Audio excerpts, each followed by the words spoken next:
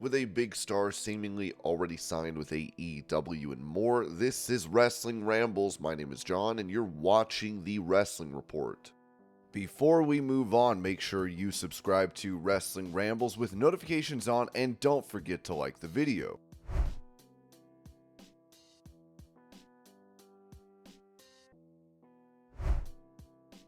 While the future of AEW remaining with Warner Bros. Discovery remains uncertain, WBD has praised the promotion and their success, as Ringside News wrote. AEW is happy with WBD at their home, but recent possible shakeups in the pro wrestling landscape have pointed Warner Bros. Discovery as a potential landing spot for WWE Raw. Eric Bischoff recently said that AEW can't measure success by any metric. That being said, WBD is still using AEW's name to tout their accomplishments. The company sent out a press release touting their success in 2023. Warner Bros. Discovery's U.S. networks, including TNT, Investigation, Discovery, and Adult Swim, and they achieved notable year-over-year rating gains. Their cable portfolio stood out as the only one to feature 20 out of the 25 highest-rated freshman series. TNT's prime rating saw a 14% growth among adults 25 to 54, driven by live telecasts of NBA, NHL, and all Elite Wrestling events. They mentioned AEW as one of the reasons why they are doing so well with live sports. That was the only mention, as every other metric focused on other aspects of WBD's operation. Adult Swim also experienced an 11% increase in prime ratings compared to the previous year. ID contributed to the success by delivering 10 consecutive months of year-over-year growth among women in the 25 to 54 demographic and 7 months of growth among adults in the 25 to 54 demographic.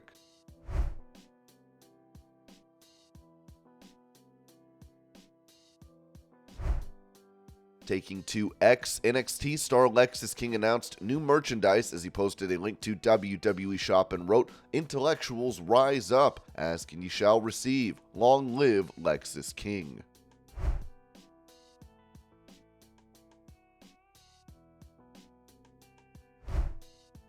With a new employee that used to work for WWE being hired by AEW, Ringside News wrote, according to Sean Sapp behind Fightful's paywall, Kosha Irby is set to join the company with a potential role as Chief Operating Officer. Irby brings a wealth of experience, having served as the Regional Director of Live Events for WWE. Irby's professional journey also includes stints as the President of the Memphis Express in the AAF, Executive Senior Associate AD, and Chief Marketing Officer for the Clemson Tigers. His diverse background extends to his work in various institutions, including Georgia State, the University of South Florida, and St. Louis. AEW recently faced departures in key roles, including Raphael Morphy, Dana Massey, and QT Marshall, all of whom had been with the company since its early days. Despite these changes, Tony Khan has expressed openness to working with them in the future and has hinted at upcoming announcements for new additions to the AEW team.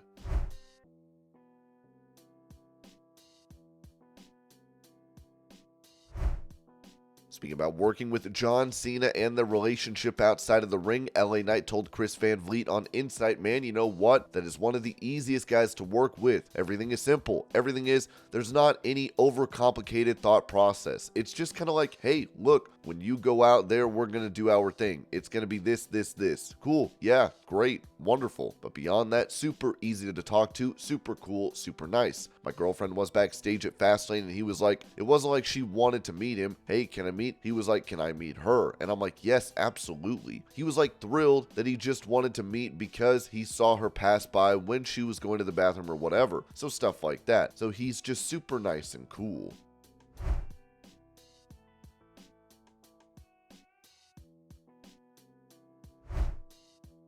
For that same interview, LA Knight spoke about taking a pay cut when he came back to WWE. So finally, when I did make the jump over there was a little bit of not necessarily negotiation, but it was just kind of like, I knew I was going to have to take a pay cut coming in, but I was willing to take the pay cut on the bet that I could turn it into much more, because I had hit the ceiling basically in Impact, and I had an awesome time in NWA for that little bit that we were able to do before the pandemic hit.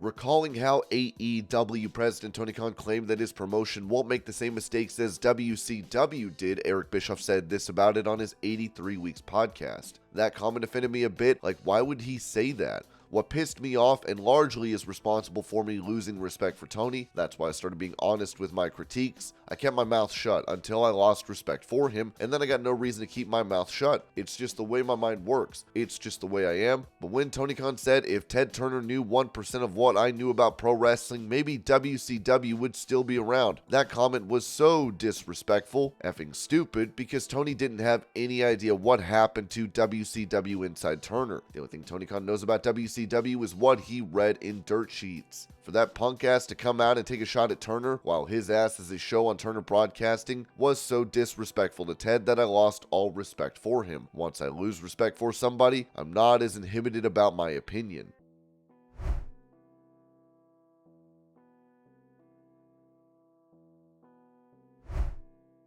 After making his presence felt at the recent Wrestle Kingdom event, former WWE star Dolph Ziggler will make his New Japan Pro Wrestling debut, as True Heel Heat Wrestling noted. Bryan Danielson vs. Zack Sabre Jr. 2 and United Empire vs. Bullet Club War Dogs on February 11th. Nick Nemeth, aka Dolph Ziggler vs. David Finlay, and Hiroshi Tanahashi vs. Matt Riddle on February 23rd. The New Beginning Tour is starting, the NJPW on the right foot.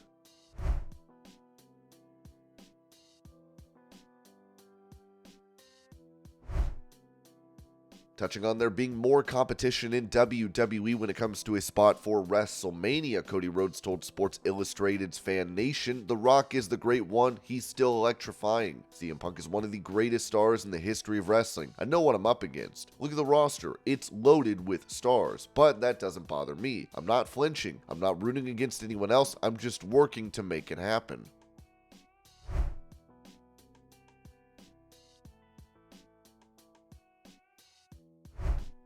Talk about how WWE decided to scrap the tag team with him and Jeff Hardy, Matt Riddle told Signed by Superstars. And originally, you know who I was supposed to tag with before Randy Orton? Jeff Hardy. We were gonna be the Hardy Bros, and Jeff, I love Jeff. We've talked multiple times since. Jeff didn't feel comfortable with being the Hardy Bros because Hardy Boys, and I completely understand too. It's like, that's your team and we're changing 2 letters. I get it.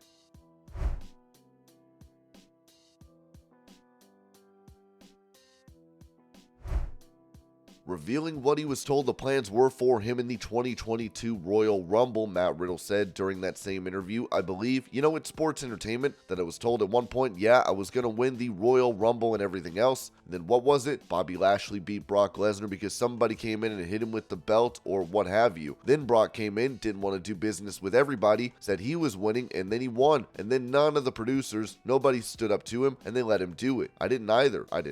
I'm like, man, I'm just here."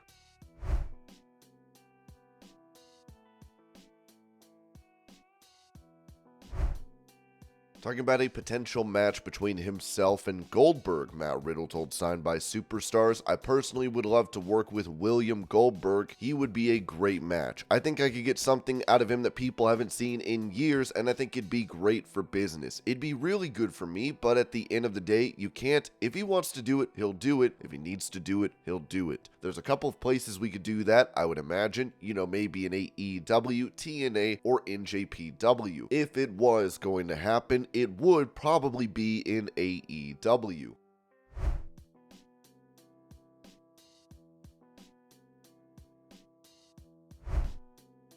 And finally, Matt Riddle would say this to Signed by Superstars about potentially signing with All Elite Wrestling. "Yeah, honestly, I feel like a lot of the talent when I got released were going to try to do that. I wanted to think outside the box and maybe not rush right back into doing television matches. TV is a lot different than wrestling on PPL or the Indies. There are commercials, they cut times, they change things. For me right now, New Japan, MLW, the Indies, I can display my art, and I'm not under such a crunch of time or requirement. I have a lot more freedom. TNA isn't out of the picture either. There are certain things I wanted to do. I really wanted to work in Japan, and I made that a priority."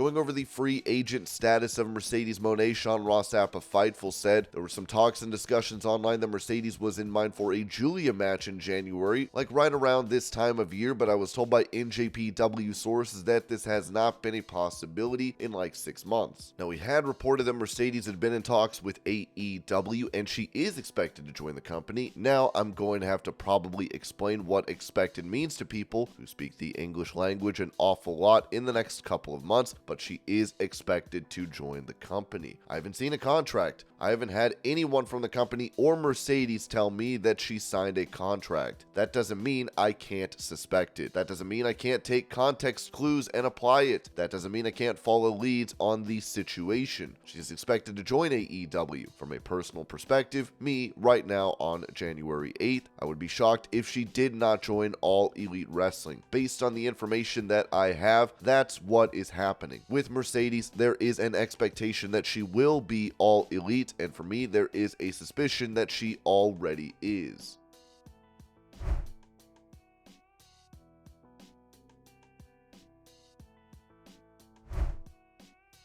Recalling his time with TNA Wrestling, Eric Bischoff said this about a rumor of him bringing so many ex-WWE stars to the promotion, noting on his 83 Weeks podcast, "I used to tell Dixie Carter all the time when she wanted to bring in big names, and I get busted for that. Look at all the WWE guys you brought into TNA. I didn't bring them in. I didn't even bring me in. I didn't even want the job. That was Dixie Carter who brought in Sting, Mick Foley, and Kurt Angle, and Christian Cage, and so many others before I ever got there."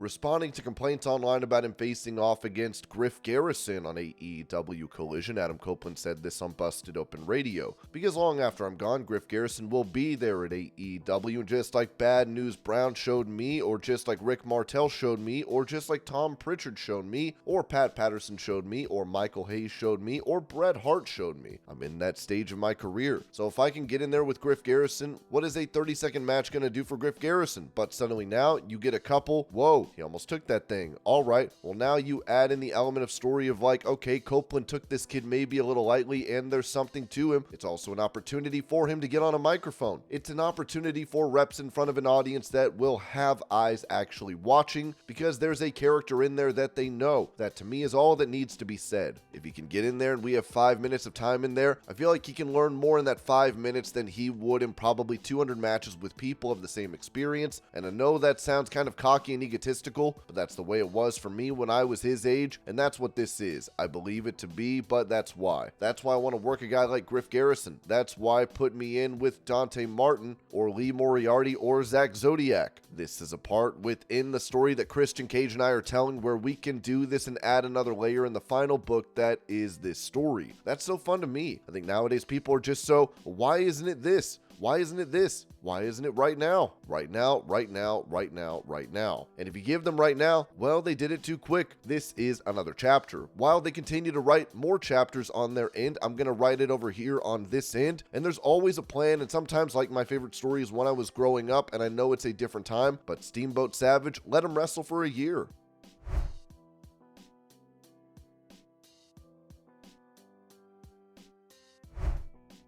Following a match from AEW Dynamite, Brian Cage would show off his bruises, posting this to Instagram.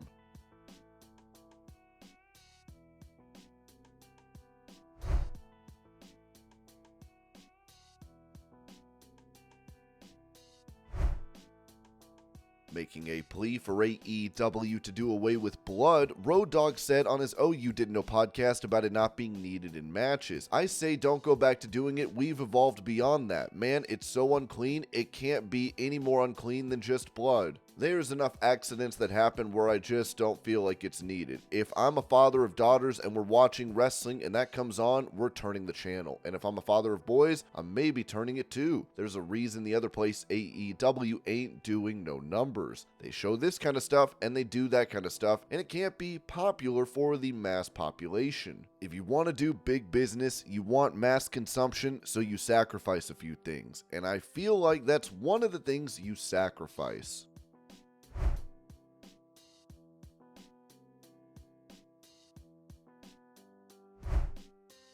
In a video on X, Jujimufu can be seen breaking Rob Van Dam's record for split-legged deadlifting by going up to 180 pounds. Here's the clip.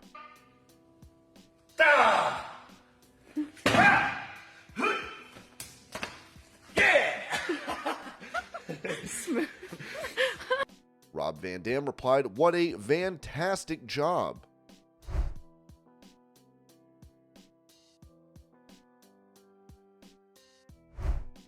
Touching on his time in WWE when Vince McMahon was in charge of creative, LA Knight said this about his time as Max Dupree to Chris Van Vliet. "Vince McMahon had a vision for this thing that put such a microscope on it, and I didn't know what the hell it was, and it just wasn't going well. I was very unhappy, and I'm sure he probably was, and then at some point it was just like all of a sudden I'm not on TV, and I'm like, well, I'm pretty sure I'm fired. I'm pretty sure this whole ride is over."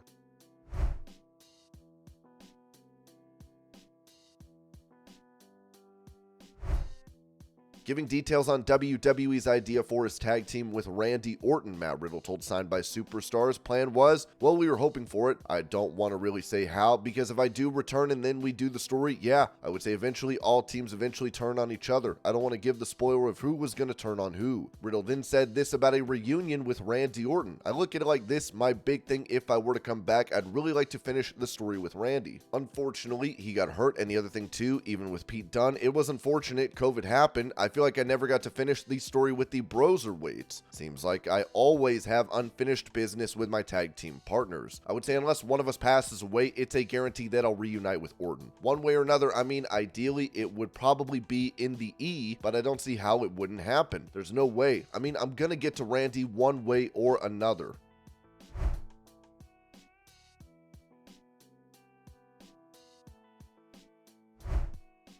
For that same interview, Matt Riddle mentioned that there were plans for him to win the men's Money in the Bank match in 2022, saying, "Want to hear something else cool? I was supposed to win Money in the Bank, but Vince McMahon really likes Austin Theory, and literally hours before they changed it, and Austin was added in and threw me off the ladder. After I took 2 huge ladder bumps off the RKO and everything else, and it's like, but I love Austin Theory and I'm happy for him. Keep killing it, bro."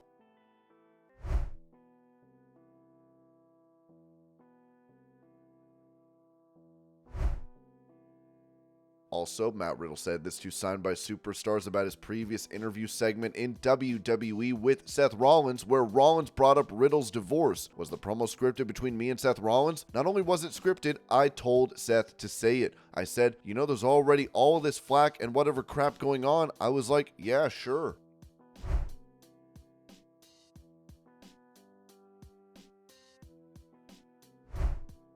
In a press release, WWE revealed who will be replacing Kevin Dunn, who recently departed the company. WWE, a subsidiary of TKO Group Holdings, is pleased to announce the recent addition of seasoned media professional Lee Fitting as the head of media and production. WWE President Nick Khan expressed his enthusiasm about Lee Fitting's appointment, stating, "Lee is an exceptional leader and executive, renowned for his work that garners both critical acclaim and broad audience appeal. We believe Lee will make an outstanding addition to our already stellar team in media and production, and he will play a pivotal role in propelling WWE's growth." Lee Fitting brings with him an extensive background in production, spanning over 2 decades, primarily from his tenure at ESPN. At ESPN, Fitting oversaw production for major flagship properties such as Monday Night Football, College Game Day, the College Football Playoff, and various other assets within the Disney portfolio.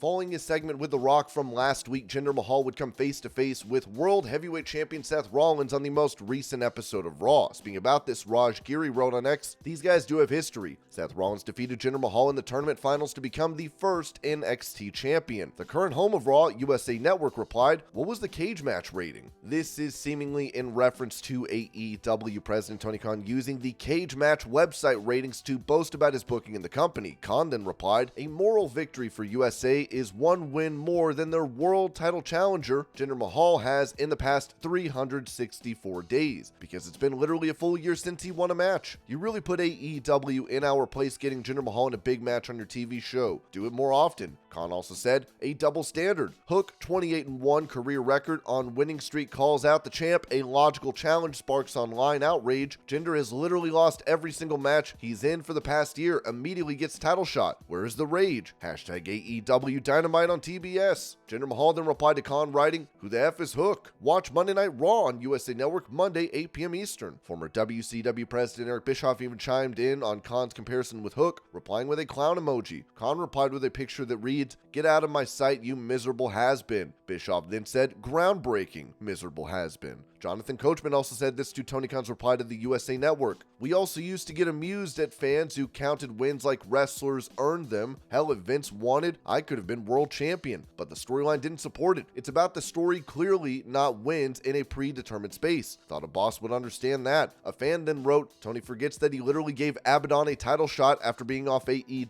TV for over a year. The same exact situation as Jinder. Eric Bischoff asked Khan if this was true or a bot. Khan replied, no, Bischoff, not true at all. Abaddon returned to AEW, plus then they won a 4-way match on TNT against other great wrestlers to earn a title shot, which is completely different than someone going a full year losing every match they're in, plus getting a title shot without a single win. Khan then said to Bischoff, reading would be your friend, Eric. Bischoff then said, oh kid, my reading comprehension skills are wizard-like. By the way, that was one of Dave Meltzer's wicked comebacks whenever he'd get called out on his BS. Coincidence, or are you really that deep?